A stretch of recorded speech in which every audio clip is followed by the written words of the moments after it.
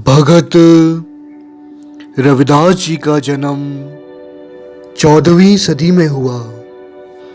कुछ इतिहासकारों ने 1399 सन बताया है और कुछ इतिहासकार कोई और तारीख बताते हैं। आज से 600 साल पहले भगत रविदास जी का जन्म बनारस की धरती पर हुआ। कई इतिहासकारों ने भगत रविदास जी के पिता का नाम भाई रघुराम जी बताया है और माता गुरबिनिया जी, और कुछ इतिहासकारों ने उनके पिता का नाम बाबा संतोख दास जी और माता कलसा देवी जी बताया है। वे एक बहुत ही गरीब घर में पैदा हुए थे। उनके पिता चमड़ा गंटते थे। इतिहासकारों का कहना है जब भगत रविदास जी केवल 5 दिन के हुए तब उनके घर भगत रामानंद जी पधारे थे और उन्होंने भगत रविदास जी को आशीर्वाद दिया। कहते हैं भगत रामानंद जी उस समय के बहुत बड़े भगत हुए हैं। भगत कबीर जी ने भी भगत रामानंद जी को ही अपना गुरु बनाया था। भगत रविदास जी एक छोटी कुल में पैदा हुए थे। उस वक्त जात पात को बहुत माना करते थे और छोटी जात वालों को हर बात में पीछे रखते थे। उन्हें मंदिर में जाने की आज्ञा भी नहीं थी और ना ही वे कुएं में पानी भर सकते थे। यहाँ तक कि उनकी परछाई भी किसी बड़ी जात वालों के सामने आ जाती तो गरीबों का बुरा सलूक किया जाता था। भगत रविदास जी ने इस पर बहुत ही खूब कहा है। ये बानी मल्हार राग में है जो कि गुरु ग्रंथ साहिब जी में अंग 1293 पर है। अपनी जात के बारे में भगत रविदास जी कहते हैं, मलार बानी भगत रविदास जी की, इक्को अंकार सदगुर प्रसाद, नागर जना मेरी जात बिखियात चमारंग, हृदय राम गोविंद गुण सारंग, रहाओ सुरसरी सलल कृत, बारुनी रे संत जना करत नहीं पानंग, सूरा अपवित्र नत अवर जल रे, सुरसरी मिलत नह होए आनंग, तह तार अपवित्र कर मानिए रे, जैसे कागरा करत बिचारंग, पगत पागोत लिखिए तह ऊपरे, पूजिए कर नमस्कारंग, मेरी जात कुंट बांडला टोर टोवंता, नितहे बनारसी आस पासा, अब विप्र प्रधान तेह, करहे डंडोत तेरे नाम, सरनाए रविदास दासा। भगत रविदास जी अपनी वाणी में कहते हैं कि हे नगरवासियों, मैं सच में एक चमार हूँ, छोटी जात का हूँ, पर मेरे हृदय में प्रभु परमेश्वर बसते हैं। मैं 8 पहर दिन रात उसका नाम जपता हूँ, उसकी बंदगी में जुड़ता हूँ। आगे विश्राम देते हुए भगत रविदास जी कहते हैं, परंतु मैं कभी शराब नहीं पीता क्योंकि मैं उस प्रभु का भगत हूँ, भले ही वो गंगा जल से ही क्यों ना बनी हो। ये अपवित्र शराब भले ही किसी भी गंदे पानी से बनी हो, भले ही वो गंगा में आकर मिली हो। जैसे कि ताड़ के पेड़ को अपवित्र माना जाता है, उसकी पत्तों को भी नहीं छुआ जाता, उसकी पत्तों को भी वैसा ही समझा जाता है। परंतु जो मनुष्य प्रभु के साथ जुड़ जाता है, प्रभु की बंदगी करता है, उसके नाम के साथ जुड़ता है, उसके चरणों में अपने आप को समर्पित कर देता है, वही तरता है। भले ही मैं छोटी जात का हूँ और ज्योतियों को गढ़ता हूँ, मरे हुए जानवरों को साफ करके उसके जूते बनाता हूँ, पर हे बनारस के वासियों, मेरे प्रभु के साथ जुड़ने से बड़े बड़े लोग भी अब मुझे दंडोत करते हैं, मुझे मानते हैं। ये सब प्रभु की कृपा से हुआ है। जब मैं प्रभु की शरण में आया तो उसने मुझे रख लिया और मुझे पातशाही बख्शी। वो समा ऐसा था जब जात पात का बहुत ही पिनपेट था, जब लोग जात पात को बहुत मानते थे। छोटी जात वालों को मंदिर में जाने से मनाही थी। यहाँ तक कि छोटी जात वाली की परछाई भी अगर सामने से गुजर जाती या किसी गरीब की परछाई को भी देख लेते तो उसे अशुभ माना जाता था। यहाँ तक कि जो छोटी जात के होते, शूद्र होते, चमार होते, उन्हें कुएं से पानी भी भरने नहीं दिया जाता था। वे कई कई कोस दूर चलकर पानी भरकर लाते थे। उन्हें कोई भी बड़े काम करने की मनाही थी। वे सिर्फ और सिर्फ छोटे ही काम किया करते थे। ब्राह्मणों की तानाशाही दिनों दिन बढ़ती ही जा रही थी।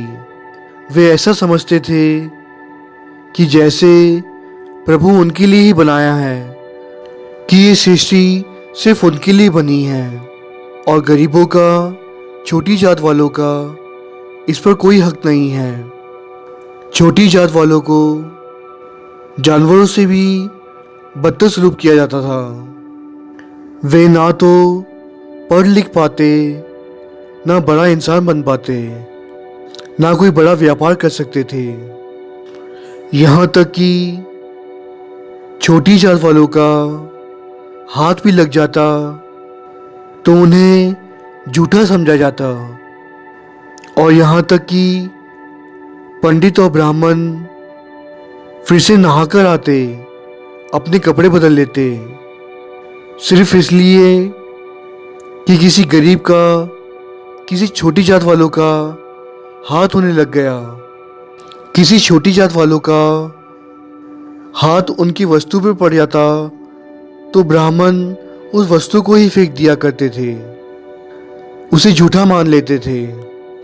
परंतु गुरु साहब जी ने तो कहा है, सूचे ए न आखिए बहन जे पिंडा तोए, सूचे सेई नानका जिन मन वस्या सोए। गुरु साहब जी यहाँ पर कहते हैं कि सुच्चे वो नहीं हैं जो नहाकर आए हैं। सुच्चे तो वो होते हैं जिन्होंने अपना हृदय निर्मल कर दिया है, जो काम, क्रोध, लोभ, मोह, अहंकार से दूर हो गए हैं, वो लोग सुच्चे हैं। सुच्चे तो वो हैं जिनके हृदय में प्रभु आप बसते हैं। जो इंसान परमेश्वर का नाम जपता है, उसकी बंदगी करता है, वो सुच्चा है। जिस प्रकार बिलावल राग में गुरु ग्रंथ साहिब जी में अंग 407 पर गुरु अर्जन देव जी फरमाते हैं, नाम कहत गोविंद का सूची पई रसना। यदि कोई मनुष्य अपनी जीभ को दिन में 100 बार भी धो ले, पर वो जीभ कभी सूची नहीं हो सकती, वो झूठी की झूठी ही रहती है। परंतु जेकर मनुख प्रभु का सिमरन करे, उसकी बंदगी करे, उसके नाम के साथ जुड़े, तो उस गोविंद के नाम जपने से, प्रभु को ध्याने से गुरु अर्जन देव जी कहते हैं, ये रसना, ये जीभ जो कि हमेशा ही जुटी रहती है, वो सुच्ची हो जाती है। उस समय संसार में छोटा बड़ा, अमीर गरीब, जात पात का बहुत ही भेदभाव था। अमीर लोग गरीबों को कुछ समझते ही नहीं थे, हमेशा ही उनका निरादर किया जाता था, उन्हें छोटा समझा जाता था, यहाँ तक कि उन्हें नीच कहा जाता था। परंतु प्रभु की नज़र में सभी मनुष्य एक समान है, कोई बड़ा छोटा नहीं है, कोई अमीर गरीब नहीं है। तभी तो हम सभी का खून एक समान है, लाल रंग का है। किसी अमीर का खून काला या नीला नहीं है, सभी का एक समान लाल रंग का खून है। गुरु अर्जन देव जी जयश्री राग में गुरु ग्रंथ साहिब जी में अंग 466 पर कहते हैं, पौड़ी सुंदर सेज अनेक सुख, रस पोगन पूरे, गृह सोइन चंदन सुगंध, लाए मोती हीरे, मन इच्छे सुख मानदा, किछ नाहे विसूरे, सोप्रभ चितना आवई, विष्टा के कीरे, बिनहर नाम न शांत होए, कित बिध मन तीरे। गुरु अर्जन देव जी यहाँ पर कह रहे हैं कि भले ही हमारी सेज बहुत ही सुंदर हो, हम अनेक तरह के सुख मान रहे हों, हर तरह का हमें अच्छा भोजन मिल रहा हो, सभी सुख सुविधाएं हों, भले ही हमारा घर सोने का हो, उसमें चंदन की लकड़ियां हों, यहाँ तक कि उसमें हीरे मोती जड़े हों, भले ही इंसान अपने मन के अनुसार, अपनी इच्छा के अनुसार हर सुख भोग रहा हो, उस मनुष्य की हर इच्छाएं पूरी हो रही हों और उस व्यक्ति को भले ही कोई दुख ना हो, परंतु गुरु अर्जन देव जी कहते हैं, जेकर उस व्यक्ति के हृदय में प्रभु परमात्मा ना बसते हो, उस मनुष्य को प्रभु का नाम चेते ना आए, उस प्रभु को वो याद ना करे, तो वो मनुष्य प्रभु की नज़र में विष्ठा का कीड़ा है। वो कीड़ा जो गंदगी में पलता है। ऐसे सुख भोगने वाले व्यक्ति को प्रभु ने विष्ठा का कीड़ा बताया है। गुरु अर्जन देव जी कहते हैं, प्रभु के नाम के बिना किसी भी मनुष्य को मन की शांति नहीं मिल सकती। बाहर के सुख भले वो कितने भी भोग ले, परंतु मन का सुख जो होता है, मन की शांति होती है, वो विकारी मनुष्य को कहाँ मिलने वाली है। जो व्यक्ति बाहर के सुखों के पीछे दौड़ता है, वो विकार में जीता है। वो व्यक्ति कभी प्रभु के चरणों का आनंद नहीं मान सकता। दुनिया में लाखों इंसान रोज पैदा होते हैं और रोज ही मर जाते हैं। हर इंसान बचपन में खेलकूद करता है, जवानी में अहंकार करता है, पैसों के पीछे दौड़ता है और फिर बुढ़ापा आ जाता है और एक दिन दरवाजे पर मौत दस्तक देती है और वो संसार को छोड़ के चला जाता है। वो अपने जीवन का सारा समय यूं ही व्यर्थ गवा देता है। परंतु एक भगत होते हैं जो कि संसार में आकर नाम जपते हैं, भक्ति करते हैं, अपने जीवन को सफला करते हैं और संसार को भी तार देते हैं। ये भगत जो अक्षर है, ये जो शब्द, ये 3 अक्षरों से बना है। भ यानी कि भय। जिस व्यक्ति को प्रभु के अलावा किसी से भी भय ना हो, डर ना हो, वो भगत होता है। भगत जो होते हैं वो सिर्फ और सिर्फ प्रभु से डरते हैं। वो प्रभु के भय में रहकर जीते हैं। जिस व्यक्ति के अंदर प्रभु का भय होगा, वो इंसान कभी अहंकार नहीं करता, कभी लोभ नहीं करता, क्योंकि उसे पता होता है कि वो संसार की माया में, लोभ में, इस दलदल में अगर फंस गया तो आगे चलकर जमदूत लेने आते हैं। इंसान को 84 लाख जुने भोगनी होती हैं। भगत हमेशा प्रभु के भय में रहता है और उसकी बंदगी करता है, भक्ति करता है। और दूसरा अक्षर है ग यानी कि ज्ञानी।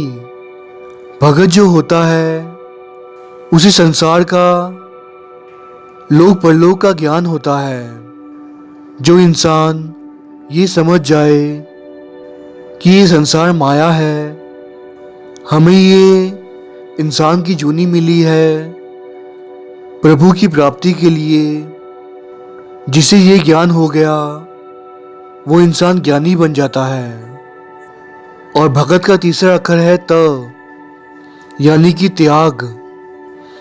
जिस व्यक्ति के अंदर त्याग की भावना हो, जो व्यक्ति मन से संसार को त्याग चुका हो और वक्त आने पर अपने तन का भी त्याग कर दे, वही भगत कहलाता है। भगत रविदास जी गरीब घर में पैदा होने के कारण, एक छोटी कुल में, छोटी जात में पैदा होने के कारण लोग उन्हें छोटा समझते थे, गरीब समझते थे, चमार कहते थे, नीच कहते थे। परंतु भगत रविदास जी छोटी आयु में ही राम नाम जपते थे, प्रभु की बंदगी किया करते थे। परमेश्वर के साथ उनकी लिव जुड़ गई थी। वे हमेशा प्रभु के नाम के सिमरन में जुड़े रहते। उन्हें बचपन से ही ब्रह्म ज्ञान था। जिस प्रकार छोटे बच्चे छोटी आयु में और बच्चों के साथ खेलते हैं, मस्तियाँ करते हैं, परंतु भगत रविदास जी अपना सारा समय प्रभु की भक्ति में लगाते। 8 पहर प्रभु की बंदगी में जुड़ते और अपना समय सफला करते।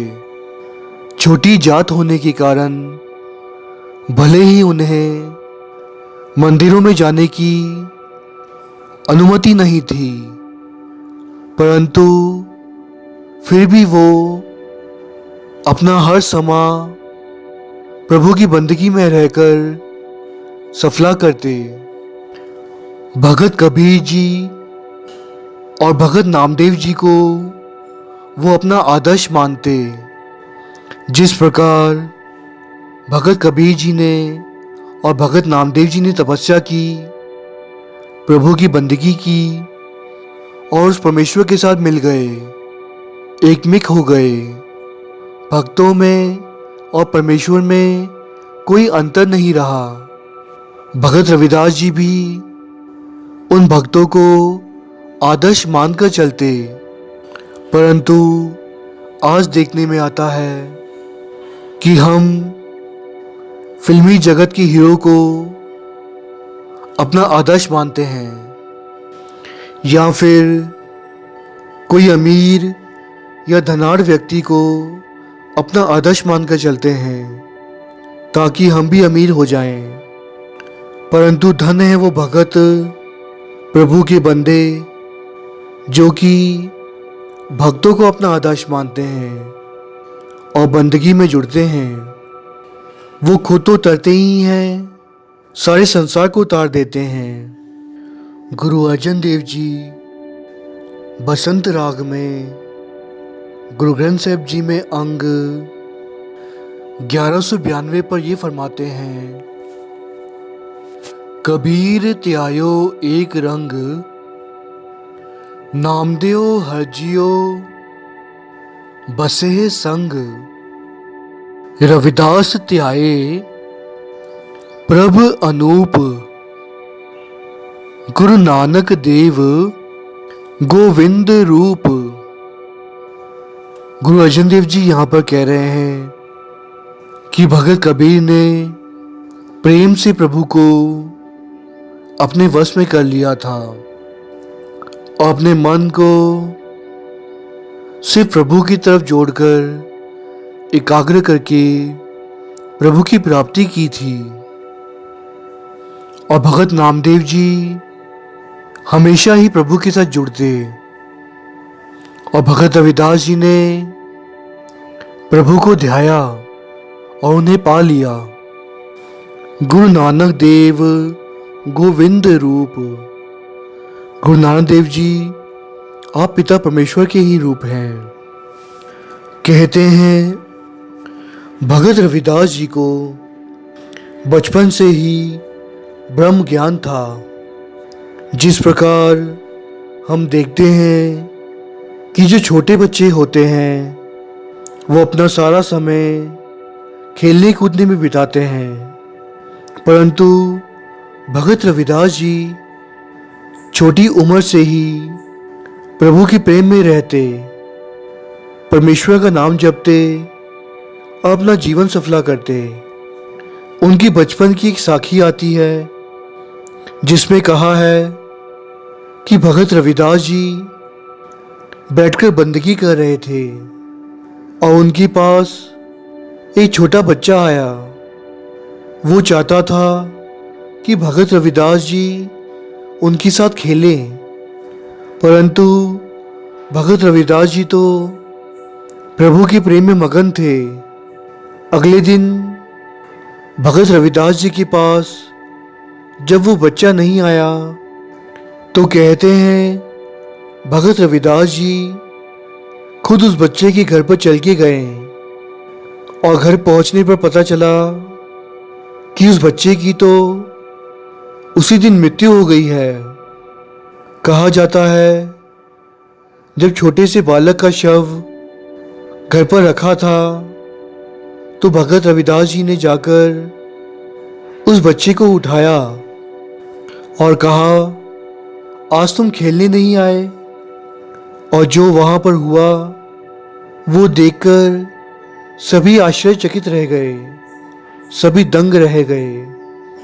वो बच्चा भगत रविदास जी के बोल सुनकर उसी वक्त उठ खड़ा हुआ और भगत रविदास जी ने उसे अपने गले से लगा लिया।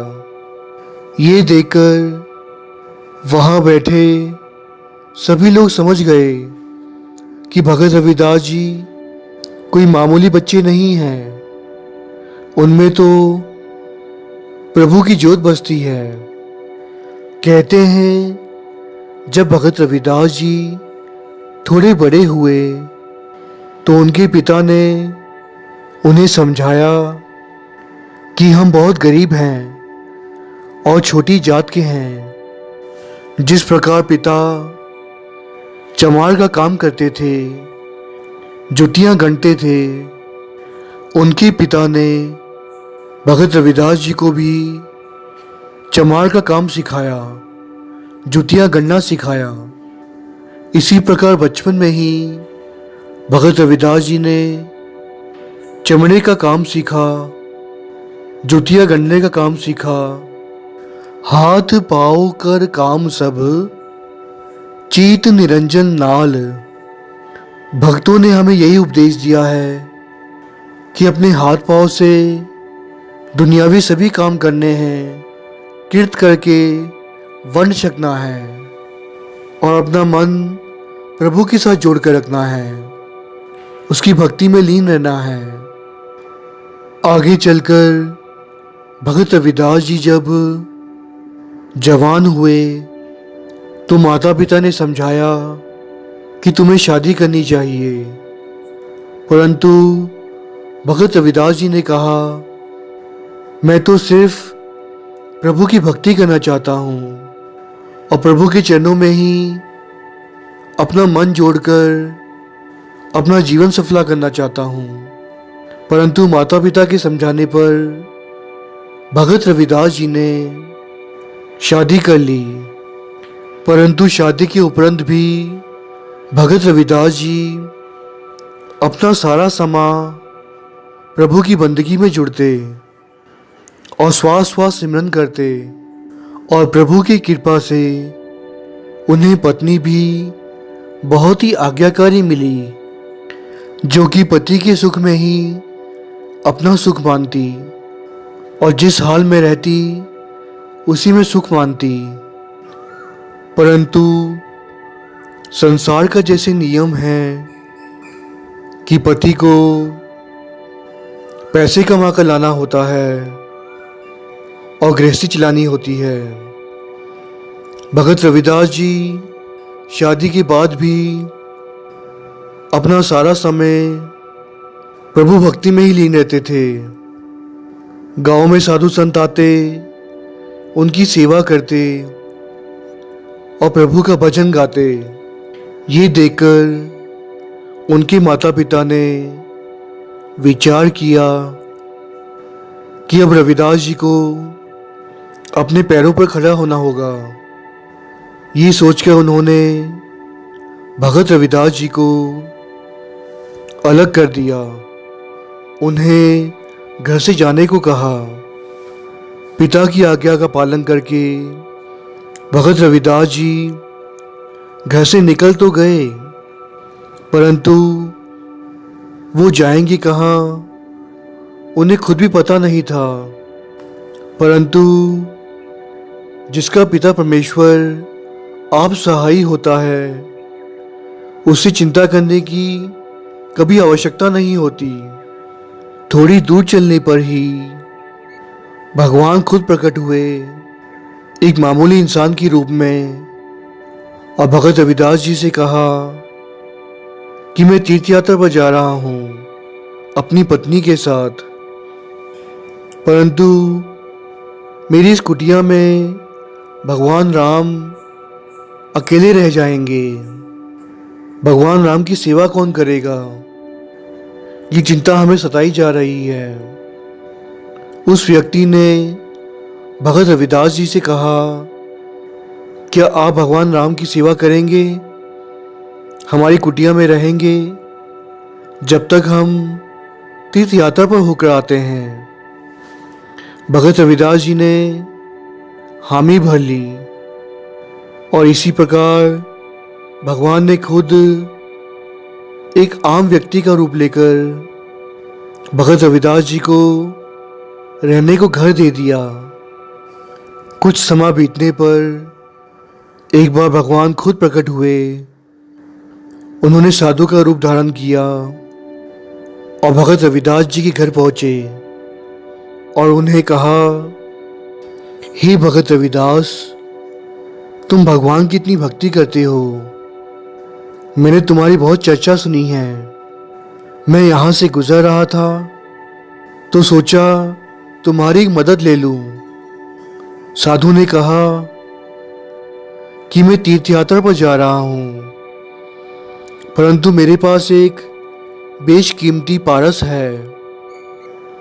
मैं चाहता हूँ कि ये पारस तुम रख लो और इस पारस से जिस भी धातु को इस पारस के साथ मलोगे तो वो धातु सोना बन जाएगा और भगवान की कृपा से तुम बहुत अमीर हो जाओगे। और साधु ने कहा कि मैं तीर्थ यात्रा से लौटकर जब वापस आऊंगा तो आपसे ये पारस ले लूंगा। इस पर भगत रविदास जी ने कहा, ठीक है भाई, जैसी आपकी इच्छा, परंतु मुझे इसकी कोई आवश्यकता नहीं है। आप जहां चाहें इसी मेरी कुटिया में रख सकते हैं। इसी प्रकार साधु ने भगत रविदास जी की कुटिया में वो पारस रख दिया। समा बीतने पर जब साधु लौटकर आए और भगत रविदास जी के घर को देखा कि वो कुटिया तो वैसे की वैसी ही है, और भगत रविदास जी से कहा कि आपने उस पारस को इस्तेमाल क्यों नहीं किया, आप धनवान बन जाते। भगत रविदास जी ने कहा, मैं मेहनत करता हूँ और वंड छकता हूँ और इसी में संतुष्ट हूँ। मुझे माया की आवश्यकता नहीं है। आपका वो पारस आपने जहाँ रखा था वही होगा, आप उसे ले जा सकते हैं। ये देखकर भगवान बहुत प्रसन्न हुए कि भगत रविदास जी संसार की मोह माया को त्याग चुके हैं, इच्छाओं पर काबू पा चुके हैं, विकारों पर उन्होंने जीत हासिल कर ली है। एक बार की बात है, भगत रविदास जी घर के बाहर बैठकर जुतियां गन रहे थे। वहां से कुछ ब्राह्मण गुजरे। पंडितों को देखकर भगत रविदास जी ने पूछा, आप सब कहाँ जा रहे हैं? ब्राह्मणों ने कहा, हम गंगा के स्नान के लिए जा रहे हैं, गंगा के दर्शनों के लिए जा रहे हैं। ये सुनकर भगत रविदास जी ने उन्हें एक सिक्का दिया और कहा, गंगा मैया को मेरी तरफ से भी भेंट चढ़ा देना। ब्राह्मणों ने पहले तो सिक्का लेने से साफ इनकार कर दिया। कहा कि हम अछूतों के हाथों सिक्का नहीं लेंगे, परंतु भगत रविदास जी ने वो सिक्का एक पत्थर पर रख दिया और पंडितों ने उसे वहीं से उठा लिया। भगत रविदास जी ने कहा, जब गंगा मैया अपना हाथ बाहर निकालकर मेरा सिक्का कबूल करें तब ये सिक्का देना, वरना नहीं देना।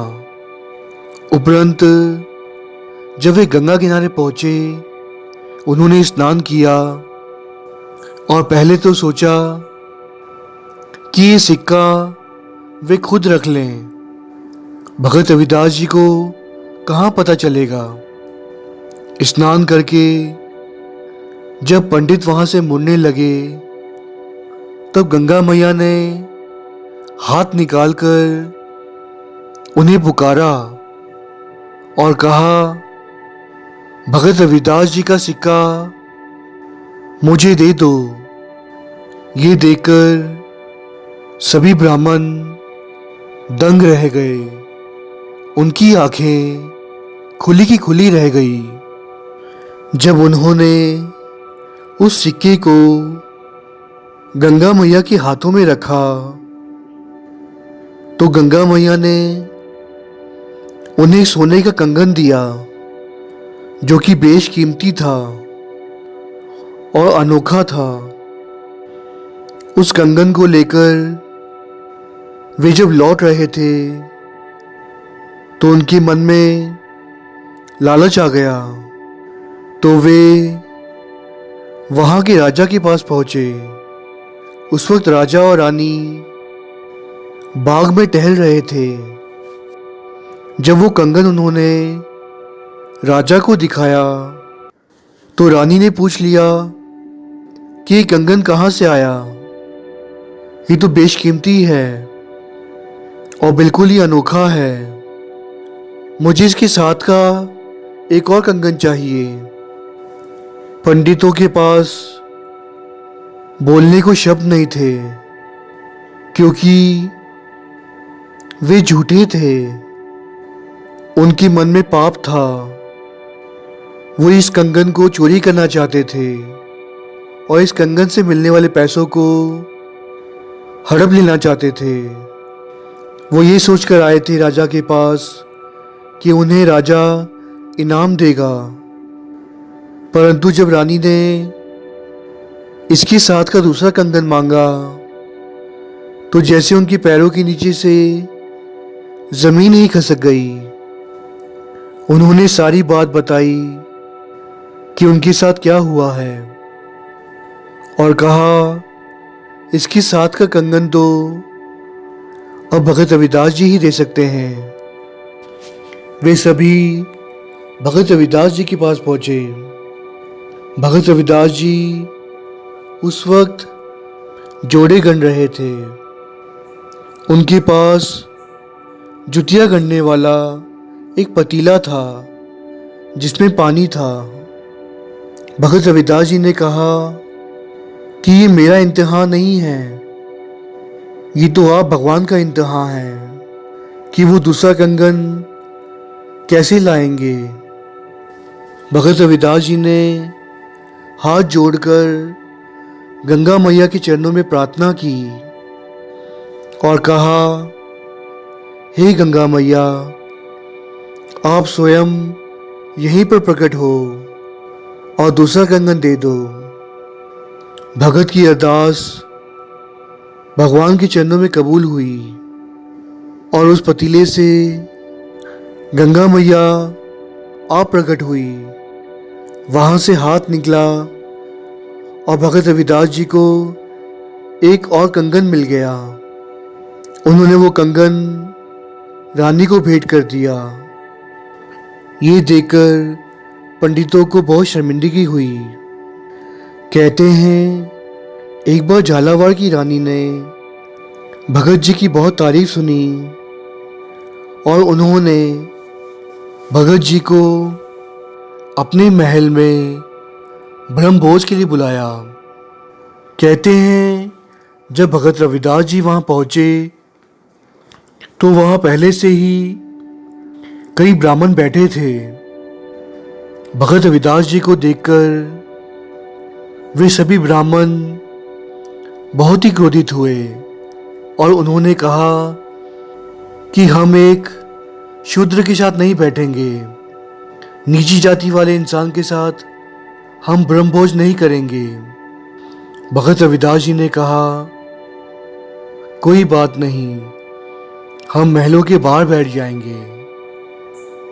भगत रविदास जी की आज्ञा का पालन करके रानी ने उन्हें बाहर ही भोजन चखाया, परंतु अंदर बैठे ब्राह्मण जब ब्रह्मभोज खा रहे थे तो जब उन्होंने एक दूसरे को देखा तो उन्हें भगत रविदास जी दिखाई दिए।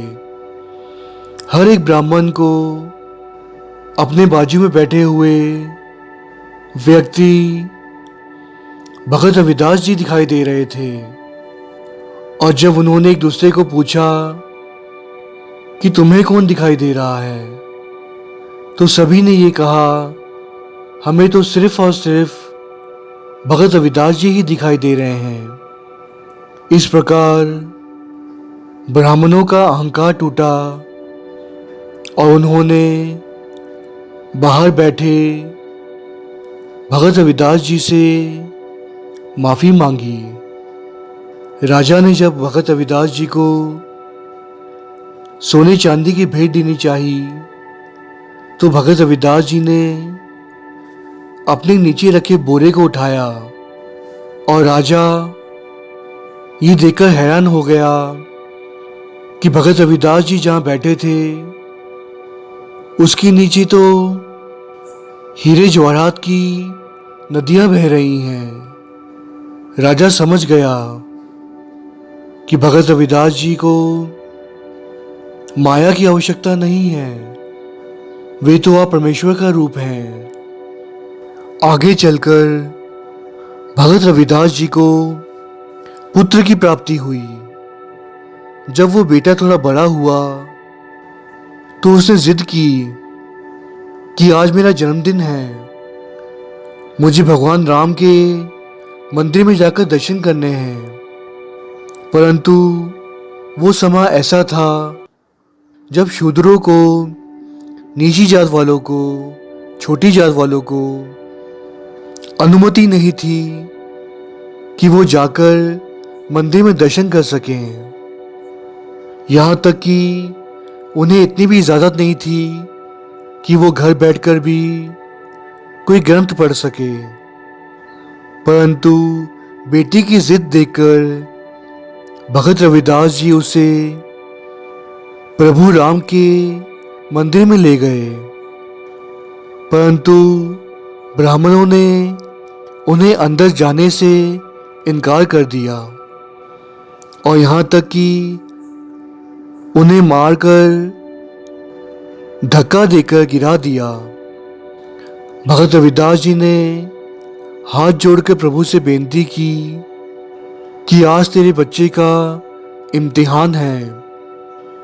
ये ब्राह्मण नहीं चाहते कि छोटी जात वालों को तेरे दर्शन हो। कहते हैं भगवान श्री राम की मूर्ति मंदिर से निकलकर अपने आप बाहर आ गई और प्रभु ने आप भगत रविदास जी को दर्शन दिए और उनके बेटे की इच्छा पूरी की।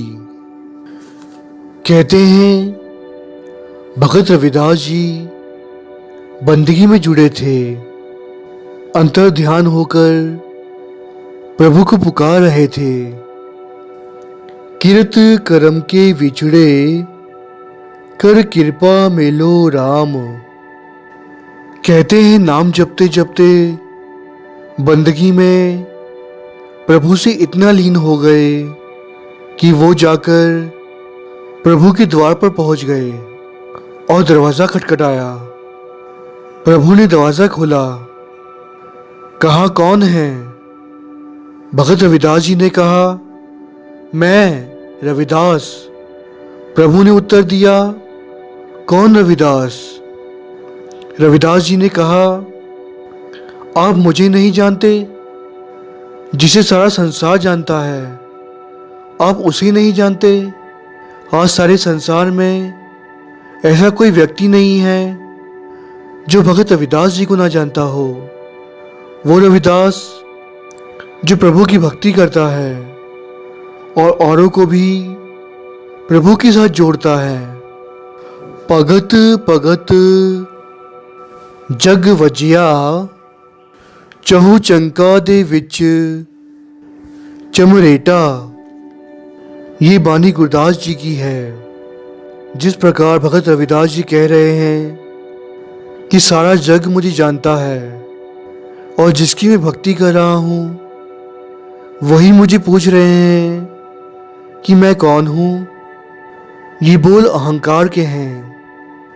देखने में आता है कि कई बार इंसान भगवान की राह को चुनता है, नाम जपता है, बंदगी करता है, प्रभु की सेवा करता है, परंतु उसके मन में अहंकार आ जाता है कि मैं कर रहा हूँ, अगर मैं ना करूँ तो कौन करेगा। हमारे मन में भी कई बार ये अहंकार आता है कि हम गुरुद्वारे की सेवा करते हैं, जोड़े झाड़ते हैं, लंगर बरताते हैं, अगर मैं ना करूं तो कौन करेगा। परंतु ये नहीं समझते कि हमसे बड़े बड़े ना जाने कितने आए और कितने ही इस दुनिया से चले गए। ये हम जो सेवा करते हैं ये हमें प्रभु की कृपा से मिलती है। जो हम नाम जपते हैं, प्रभु के साथ जुड़ते हैं, ये हमें प्रभु की कृपा से ही मिलता है। जिस पर वो मेहर की दृष्टि डाल देता है, जिस पर कृपा कर देता है, वही नाम जप सकता है, वही सेवा कर सकता है। तो हमें कभी अहंकार नहीं करना चाहिए कि मैं कर रहा हूँ। करन करावन सब एक है, दूसर नाहिन कोय। जिस प्रकार गुरु अर्जन देव जी भी सोरठ राग में अपनी वाणी में फरमाते हैं, करन करावन हार स्वामी, आपन हाथ संजोगी। वो कर्ता पुरख आप है जो सब कुछ कर रहा है, सब कुछ उसी के हाथ में है। तो हमें कभी अहंकार नहीं करना, बल्कि शुक्र करना है कि प्रभु ने हमें सेवा करने का मौका दिया, अपनी वाणी के साथ जुड़ने का मौका दिया। नहीं तो ऐसे कई व्यक्ति दुनिया में विचर रहे हैं जो कि वाणी से दूर हैं, जो कभी प्रभु के साथ नहीं जुड़ते, उन्हें कभी सेवा करने का मौका नहीं मिला। हमें तो शुक्र करना है कि प्रभु ने हमें मौका दिया कि हम उसके साथ जुड़ सकें, उसका नाम जप सकें, उसकी बंदगी कर सकें, उसकी सेवा कर सकें। इस पर प्रभु ने उत्तर दिया, मेरे मिलने का राह बहुत छोटा है, राई का भी 10वां हिस्सा है। तुम अंदर नहीं आ सकते, मेरे दर्शन नहीं कर सकते।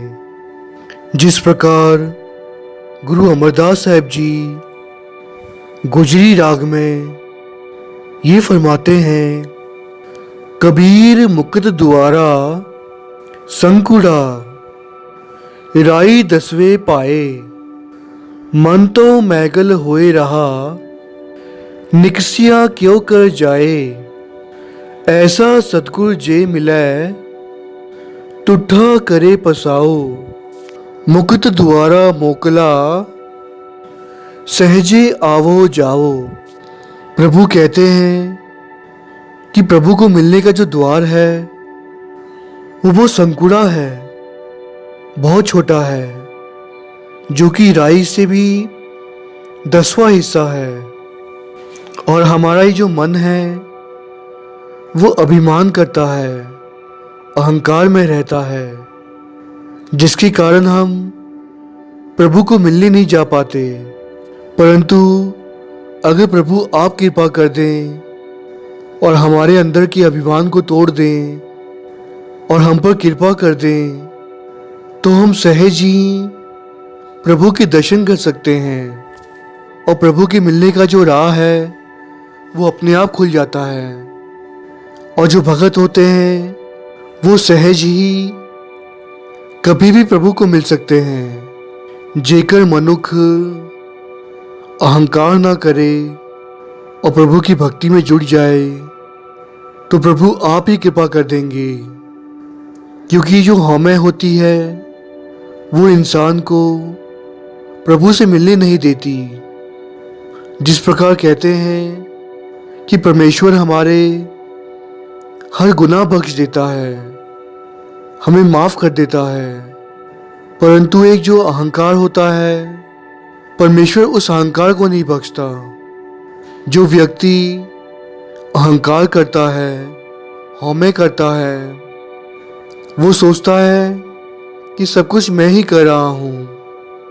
और जो इंसान हमेशा ये सोचता है और कहता है कि मैं ही मैं हूँ, सब कुछ मेरे हाथ में है, मैं ना करूँ तो कौन करेगा, ये जो मैं है, हौमे है, अहंकार है, वो इंसान को प्रभु से मिलने से रोकता है। और जिस व्यक्ति के अंदर अहंकार होता है वो कभी प्रभु से नहीं मिल पाता। परंतु जो व्यक्ति अपने अहंकार को छोड़कर प्रभु के चरणों में समर्पित हो जाता है, सरेंडर हो जाता है, प्रभु फिर उसे अपने साथ जोड़ लेते हैं और उन्हें अपना बना लेते हैं। जब हम होते तब तुम नाही, अब तुम हो हम नाही। हे प्रभु, जब मैं था तब तू नहीं था। क्योंकि जब व्यक्ति अहंकार में बोलता है तो वो ये सोचता है कि सब मैं ही कर रहा हूँ। उस वक्त उसके साथ प्रभु नहीं होते, प्रभु उसका साथ नहीं देते। परंतु जब वो ये कहता है कि सब कुछ प्रभु ही प्रभु है, तब उसके अंदर अहंकार नहीं होता, मैंपन नहीं होता, फिर सिर्फ प्रभु ही प्रभु होते हैं। हमें इस साखी से ये सीख मिलती है कि हम अहंकार ना करें, फिर सहज ही हमें प्रभु मिल जाएंगे। वो जो द्वार है, जो कि राई से भी छोटा है, 10वां हिस्सा है, उस द्वार से भी हम अंदर चले जाएंगे और प्रभु को सहज ही मिल जाएंगे। जेकर प्रभु हम पर कृपा कर दें और हमें अपना बना लें। ये तभी संभव हो पाएगा जब हम अपने अहंकार को छोड़ दें। कहते हैं भगत रविदास जी जब प्रयाग गए, वहाँ उन्होंने धर्म का प्रचार किया, लोगों को प्रभु के साथ जोड़ा, तो वहाँ के कुछ पंडित ब्राह्मण अहंकार में बोले कि एक शूद्र कैसे भक्ति कर सकता है, नीची जात वालों को भक्ति करने का कोई हक नहीं है। एक चमार को किसने हक दिया कि वो प्रभु के साथ जुड़े? पंडितों ने रविदास जी से कहा, अगर तुम सच्चे भक्त हो तो शालीग्राम को, एक पत्थर को जल में तैराकर दिखाओ। पहले तो भगत रविदास जी ने ऐसा करने से इनकार कर दिया, क्योंकि वो कोई चमत्कार नहीं दिखाना चाहते थे। वो तो प्रभु के भक्त हैं और उसकी बंदगी में जुड़ना चाहते हैं और लोगों को भी प्रभु के साथ जोड़ना चाहते हैं। परंतु जब बात आई कि एक चमार कैसे भक्ति कर सकता है, उसे किसने हक दिया प्रभु के साथ जुड़ने का? ये सुनकर भगत रविदास जी ने उन पंडितों की शर्त को कबूल किया और गंगा किनारे जाकर उस शालीग्राम पत्थर को पानी में डाल दिया और प्रभु के चरणों में अरदास की, प्रार्थना की कि हे प्रभु, ये पंडित तेरे भगत का इम्तिहान ले रहे हैं। आज हमें बताना है कि कोई छोटा बड़ा नहीं होता। छोटी जात में पैदा होने से कोई नीच नहीं हो जाता, कोई छोटा नहीं हो जाता। हर किसी को हक है प्रभु के साथ जुड़ने का, उसकी भक्ति करने का। भगत रविदास जी की प्रार्थना प्रभु के चरणों में कबूल हुई और कहते हैं वो शालीग्राम पत्थर पानी में अपने आप तैरने लगा। ये देखकर सभी हैरान हुए। वहाँ खड़े लोगों ने भगत रविदास जी का जय जयकार किया और उन पंडितों की आंखें झुक गईं। उन्हें शर्मिंदगी हुई कि उन्होंने एक भगत की बेइज्जती की है। उन्हें पछतावा हुआ अपनी सोच पर। उन्होंने भगत रविदास जी के चरण पकड़ लिए और माफ़ी मांगी। बाबर मुगल साम्राज्य का पहला शासक था जिसने पानीपत की लड़ाई जीतकर दिल्ली पर कब्जा कर लिया। उपरंत जब उसने भगत रविदास जी की उपमा सुनी तो कहते हैं बाबर खुद चलकर हुमायूं के साथ भगत रविदास जी को मिलने आया, परंतु भगत रविदास जी ने बाबर को आशीर्वाद नहीं दिया और उससे कहा कि तुमने बहुत सारे मासूम लोगों की जान ली है, उन्हें मारा है, लोगों को घरों से बेघर कर दिया है, तुमने ये बहुत बड़ा पाप किया है। कहते हैं भगत रविदास जी ने बाबर को शिक्षा दी, उसे समझाया कि तुमने जो पाप किया है वो आगे चलकर तुम्हें भोगना होगा। जिस जमीन को पाने के लिए और माया को पाने के लिए तुमने इतने लोगों पर जुल्म किया है, उन्हें मारा है, ये बहुत बड़ा पाप है। कहते हैं आगे चलकर बाबर भगत रविदास जी का अनुयायी बन गया था। कहते हैं एक बार भगत रविदास जी का दोस्त, उनका मित्र, बहुत सालों बाद उन्हें मिलने आया, जिनका नाम इतिहास में कबीरदास जी आया है। उन्होंने भगत रविदास जी की उपमा सुनी, परंतु जब वो भगत रविदास जी के पास आया, उन्हें गले लगाया, भगत रविदास जी ने उन्हें बिठाया और पत्नी से कहा कि उनके मित्र के लिए भोजन का प्रबंध करें। भगत रविदास जी के मित्र बहुत दूर से चल के आए थे। उन्हें बहुत प्यास लगी थी, उनका गला सूख रहा था। ये देखकर भगत रविदास जी ने लोटे में पानी भर लिया, उसी पतीले में से जिसमें वो पानी भरकर जुतियाँ गंढते थे, जूतों का काम करते थे। मित्र को लगा कि ये तो गंदा पानी होगा, जिसमें भगत रविदास जी चमार का काम करते हैं, जुतियाँ गंढते हैं। मैं गंदा पानी कैसे पी सकता हूँ? मित्र ने ये सोचा। कहते हैं जब भगत रविदास जी ने मित्र को पानी से भरा हुआ लोटा दिया, तो उस मित्र ने पानी ना पीते हुए उस लोटे से हाथ मुंह धो लिया। कहते हैं हाथ मुंह धोते हुए उस लोटे का पानी जमीन पर गिर के मित्र की धोती पर भी गिर गया, जिसके कारण उसकी धोती में दाग लग गए। मित्र ने भगत रविदास जी से कहा कि वो फिर कभी आएंगे और उनके घर पर भोजन करेंगे। अभी उन्हें कुछ काम है, घर लौटना है। भगत रविदास जी ने कहा कोई बात नहीं, जैसे प्रभु की इच्छा। कहते हैं मित्र घर लौट गया और घर जाकर उसने अपनी बेटी से कहा कि जल गिरने के कारण मिट्टी के कुछ दाग उसकी धोती पर लग गए हैं, इस धोती को धो दो।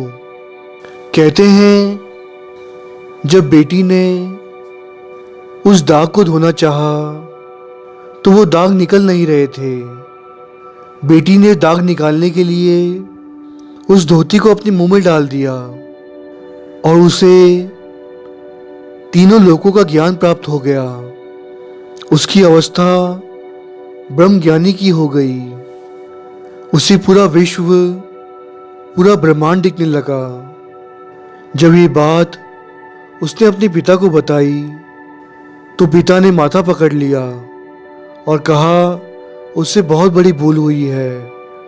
यदि वो ये पानी पी लेता तो उसका लोक परलोक सुधर जाता, जीवन मरण कट जाता। परंतु उसने इस पानी को गंदा समझा, भगत रविदास जी पर शक किया। उससे ये बहुत बड़ी भूल हुई है। कहते हैं उस मित्र की बेटी को ब्रह्म ज्ञान हो गया था और वो प्रभु की भक्ति करने लगी। उसका नाम सभी गांव में प्रचलित होने लगा, वो मशहूर हो गई। उनका नाम सुनकर मीरा उन्हें मिलने आई, जो कि महाराजा राणा संग के पुत्र की विधवा थी। मीरा ने जाकर उसकी चरण पकड़ लिए और कहा मैंने तुम्हारा बहुत नाम सुना है कि तुम बहुत भक्ति करती हो। परंतु उसने बताया कि ये सब तो भगत रविदास जी की कृपा से हुआ है। मीरा जी ने कहा कि मैं भी भगत रविदास जी के दर्शन करना चाहती हूँ। कहते हैं जब किसी को दिल से याद करो तो वो अपने आप खिंचा चला आता है। भगत रविदास जी वहीं से गुजर रहे थे। प्यास लगने पर उन्होंने मीरा जी से कहा कि हमें पानी पिला दो। मीरा ने कुएं से पानी निकालकर भगत रविदास जी को पिलाया और उनकी प्यास बुझाई। उपरंत मीरा जी को पता चला कि जिनको उन्होंने पानी पिलाया है वही भगत रविदास जी हैं। मीरा जी ने भगत रविदास जी के चरण पकड़ लिए थे और भगत रविदास जी ने मीरा जी को आशीर्वाद दिया और कहा कि तुम भगवान श्री कृष्ण की भक्ति करो, तुम्हें कोई गुरु धारण करने की आवश्यकता नहीं है। भगवान तुम्हें खुद आकर मिलेंगे और तुम्हारी भक्ति सफल होगी। ये कहकर वो चले गए। उपरंत मीरा जी भगवान श्री कृष्ण की भक्ति करने लगी और आठों पहर भगवान श्री कृष्ण का नाम जपने लगी। परंतु ये बात महाराजा राणा संग को पसंद ना थी। उन्होंने मीरा जी को अपने महल से निकल जाने को कहा, परंतु मीरा जी ने भगत रविदास जी को अपने महलों में बुला लिया।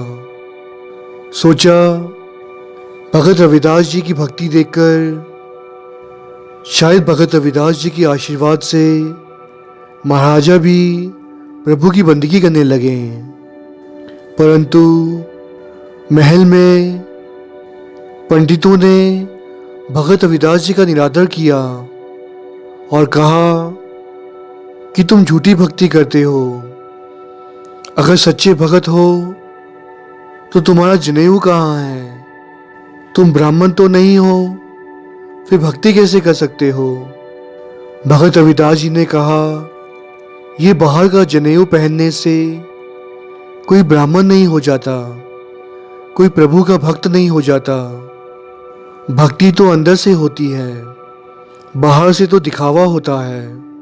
भगत रविदास जी ने छुरे को हाथ में लिया और अपनी छाती पर वार कर दिया और छाती के अंदर से जनेऊ को प्रकट किया और पंडितों को दिखा दिया कि बाहर की जनेऊ पहनने से प्रभु की भक्ति नहीं होती और सिर्फ ब्राह्मणों को यह हक नहीं है कि वो प्रभु की भक्ति करें। भगवान ने संसार बनाया है, हर तरह के लोग बनाए हैं। भगवान की नज़र में कोई भी छोटा बड़ा नहीं होता।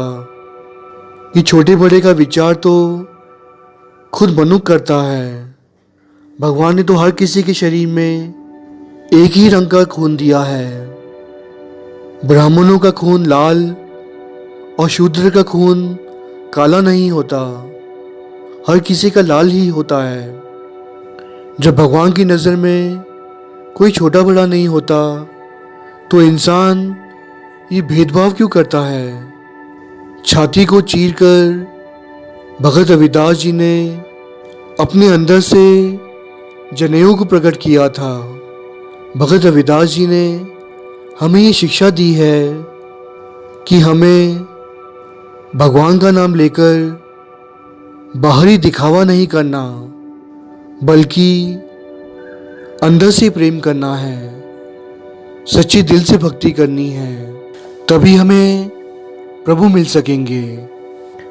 भगत हमें सिखाते हैं कि हमें किसी दूसरे की आस नहीं रखनी, सिर्फ और सिर्फ प्रभु पर भरोसा रखना है।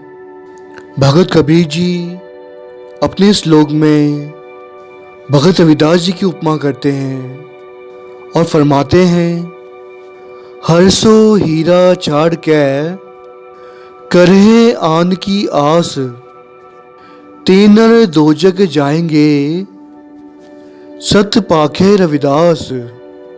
भगत जी कहते हैं कि प्रभु का जो नाम है वो हीरे के समान है और जो व्यक्ति प्रभु की आस को छोड़कर किसी दूसरे की आस रखता है वो इंसान नरक में जाता है।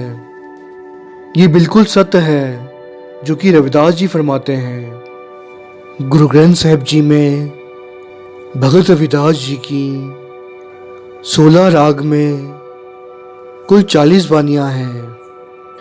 संध्या के समय में हर गुरुद्वारे में जो आरती पढ़ी जाती है वो भगत रविदास जी की ही देन है, जो कि धनासी राग में है। गुरु ग्रंथ साहिब जी में अंग 835 पर है। नाम तेरो आरती मजन मुरारे, हर के नाम बिन चूठे सगल पसारे। रहाओ नाम तेरो आसनो, नाम तेरो उर्सा, नाम तेरा केसरो ले छुटकारे। नाम तेरा अंबला, नाम तेरो चंदनो, घस जपे नाम ले तुझे को चारे। नाम तेरो दीवा, नाम तेरो बाती, नाम तेरो तेल ले माहे पसारे। नाम तेरी की जोत लगाई पयो उजियारो पवन सगलारे। नाम तेरो तागा, नाम फूल माला, पार 18 सगल जुठारे। तेरो किया तुझे क्या अर्पो, नाम तेरा तू ही चवर टोलारे। 10 अठा 68 चारे खानी, एह वर्तन है सगल संसारे। कहे रविदास नाम तेरो आरती, सत्य नाम है हर भोग तुहारे। इस बानी में भगत रविदास जी ने कहा है, तेरा नाम लेना ही आरती है जो कि सच्चे दिल से होती है। प्रभु के नाम के बिन सभी कुछ झूठ है, कूड़ है। जब से हम दुनिया में आए हैं ना जाने हमने कितने झूठ बोले, कितने पाप किए, कितने कुकर्म किए, परंतु धन्य है भगत रविदास जी जिन्होंने राम नाम का धन लादा, जो कि उन्होंने अपनी एक बानी में कहा है। ये बानी गौरी राग में है। गुरु ग्रंथ साहिब जी में अंग 422 पर है, जिसमें भगत रविदास जी कहते हैं, एक ओंकार सतगुर प्रसाद, गौड़ी बैरागन रविदास जियो। घट अवघट डूंगर घना, एक निर्गुण बैल हमार। रमैये स्यु एक बेनती, मेरी पूंजी राख मुरार। को वन जारो राम को, मेरा तांडा लाद्या जाए रे। रहाओ हाँ बन जारो राम को, सहज करो व्यापार। मैं राम नाम धन लाद्या, बिखलादी संसार। उर्वार पार के दानियां, लिख लेहो आल पताल। मोहे जम डंड न लगई, तजीले सर्व जंजाल। जैसा रंग कुसुम्भ का, तैसा एहो संसार। मेरे रमैये रंग मजीठ का, कहो रविदास चमार। इस बानी में भगत रविदास जी कहते हैं कि जो बैल हैं वो बहुत कमज़ोर हो चुके हैं, ये निर्गुण हैं।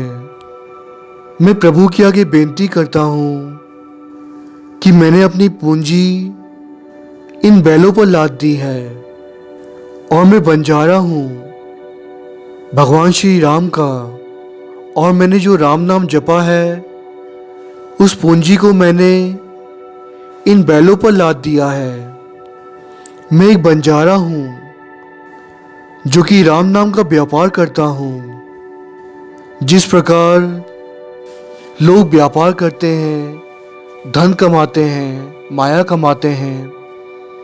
मैंने तो सिर्फ राम नाम के धन को लादा है, यानी कि प्रभु राम के नाम को जप कर वही धन कमाया है। और एक यही धन है जो हमारे साथ जाता है।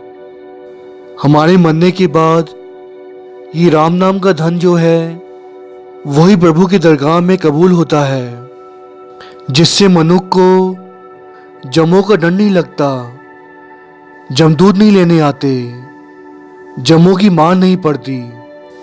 जिस प्रकार ये कुसुम्भ का रंग होता है, वैसे ही ये संसार है। जो इस संसार की माया में फंस गया वो कभी तर नहीं सकता। परंतु मैंने तो राम नाम के रंग को अपना लिया है। मेरे रमैये रंग मजीठ का उस राम के रंग को रंग लिया है। कहो रविदास चमार, भगत रविदास जी कह रहे हैं। भगत रविदास जी के जीवन साखी से हमें यही सीख मिलती है कि पहले तो हम छोटी या बड़ी जातों का भेदभाव ना करें, अपनी बड़ी जात का मान ना करें, क्योंकि ये जो जात पात है वो हम मनुष्यों ने बनाई है। भगवान ने तो सिर्फ इंसान बनाए थे, बड़े छोटे का भेदभाव तो हमने किया है। भगत रविदास जी हमें शिक्षा देते हैं कि जात पात का भेदभाव करके हमें कुछ हासिल नहीं हो सकता। जो इंसान प्रभु की बंदगी में जुड़ता है, भले ही वो कोई भी जात का हो, वही तरता है। अगर कोई ये सोचे कि वो ब्राह्मण कुल में पैदा हुआ है तो वो तर जाएगा, ऐसा कभी हो नहीं सकता। जिसने राम नाम के धन को लादा है, प्रभु की भक्ति की है, उसका ही जन्म मरण कटेगा, वही तरेगा। अवर उपदेशे आब न करे, आवत जावत जन्मे मरे। जो मैं आपको कह रहा हूं, साथ संगत आशीष बख्शो कि मैं भी उस पर चल सकूं और प्रभु की प्राप्ति कर सकूं, ताकि मेरा भी जीवन मरण कट जाए और मैं भी भव सागर से पार लंघ सकूं। कथा करते हुए आप जी के दास से कई प्रकार की भूला हो गई हैं। साध संगत बख्शन योग हो, पुल्ला बख्शो और आशीष बख्शो कि दास आपकी इसी प्रकार सेवा करता रहे। साध संगत दास के सर पर हाथ रखें और आशीष बख्शो कि दास भी प्रभु के नाम को जप सके और उस परमेश्वर की प्राप्ति कर सके और भवसागर से तर सके। फतेह का जवाब फतेह में दें। वाहिगुरु जी का खालसा, वाहिगुरु जी की फतेह।